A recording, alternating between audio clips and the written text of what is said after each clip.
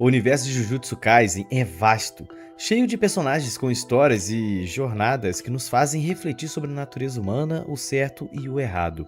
Mas entre eles, Suguru Geto se destaca.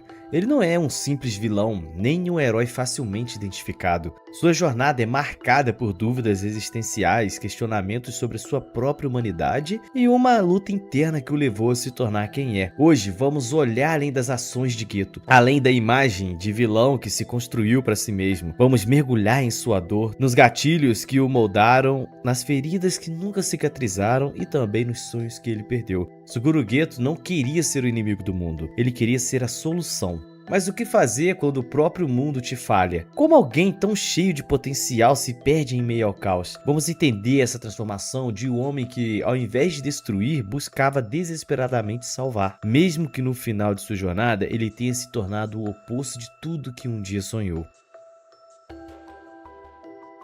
No início de sua trajetória, Suguru Geto era a personificação do que muitos consideravam a promessa do futuro. Ao lado de Satoru Gojo, ele era um prodígio, capaz de lidar com maldições de uma maneira que poucos poderiam. Seu intelecto, sua habilidade e, acima de tudo, a sua visão de um mundo melhor o destacavam. Geto não era apenas um feiticeiro, ele acreditava na missão de proteger os inocentes, de lutar por um futuro onde os não feiticeiros pudessem viver sem medo. Ele acreditava nisso com todo o seu ser. Juntos, Gojo e Geto compartilhavam um sonho de um mundo purificado, livre de maldições, onde a justiça brilhasse para todos os lados. Era um sonho grande, mas não impossível.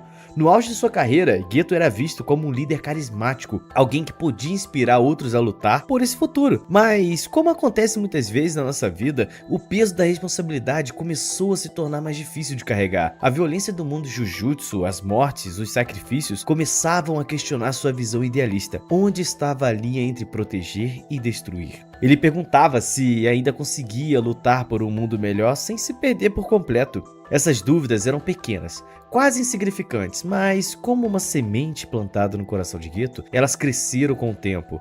O que aconteceria com os ideais de um homem quando ele começasse a perceber que o próprio sistema que ele defendia não era tão puro quanto ele acreditava?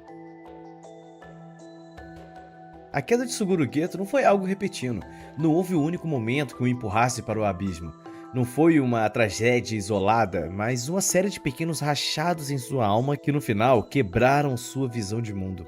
Tudo começou a desmoronar com a missão de proteger Riko Manai. Uma missão simples que deveria ser mais uma entre tantas em sua carreira.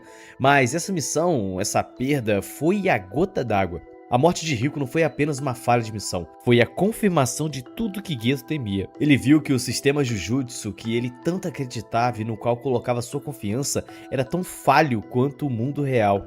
Ele era apenas uma peça descartável. E o que isso significava para os outros? Os não feiticeiros que ele jurava proteger. Ele se sentia como se estivesse lutando por um mundo que o desprezava. Um mundo que nunca entenderia o peso dessa luta. E de repente, a ideia de purificar o mundo, de erradicar os não feiticeiros, deixou de ser um pensamento radical e passou a ser uma solução plausível. A única forma de acabar com o sofrimento, com as maldições e com a dor. Ele acreditava que a humanidade, ao se dividir entre feiticeiros e não feiticeiros, estavam fadadas a ser a fonte do mal. Se ele quisesse realmente criar um mundo sem maldições, ele teria que destruir o próprio alicerce da humanidade. A jornada de Geto é marcada por dilemas que poucos de nós poderiam entender. Ele não era uma pessoa má, ele não queria ser um vilão. Ele apenas acreditava que, para salvar o mundo, algumas coisas precisavam ser sacrificadas. Ele começou a questionar se seria possível em algum momento continuar sendo o herói quando, na verdade, o mundo em que vivia não merecia ser salvo. Essa batalha interna é o que torna Geto tão humano, tão real. Ele sabia que o que estava fazendo causaria sofrimento. Ele sabia que seus antigos ideais, que o motivavam a proteger a vida dos outros, agora pareciam insignificantes diante do sofrimento que ele via ao seu redor. Mas ele se perguntava, como poderia lutar por um bem maior sem ceder ao próprio coração? Como se manter puro diante de um mundo que o rejeitava? As ações de Geto não são fáceis de perdoar, mas ao entender a sua dor, a sua angústia e os dilemas em que ele enfrentou, vemos que ele é, antes de tudo, um homem que não soube lidar com o peso do mundo. Ele não queria matar ou destruir, ele queria salvar. mas perdeu a visão de como isso poderia ser feito sem ferir a própria humanidade. A história de Suguru Geto é, no fundo, a história de uma alma que se perdeu. Ele não era um monstro, ele era um homem quebrado, lutando com suas próprias falhas e com o peso de um mundo que parecia não ter lugar para ele, assim como muitos de nós nos sentimos.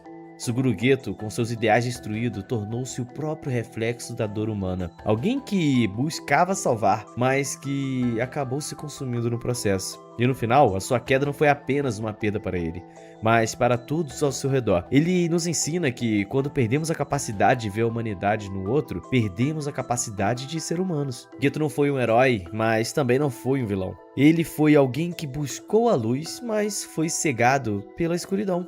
E ao refletirmos sobre sua jornada, somos confrontados com nossas próprias escolhas. Até onde iríamos por nossos ideais? E o que estamos dispostos a sacrificar para alcançar os nossos sonhos? Bom, é o que eu acho.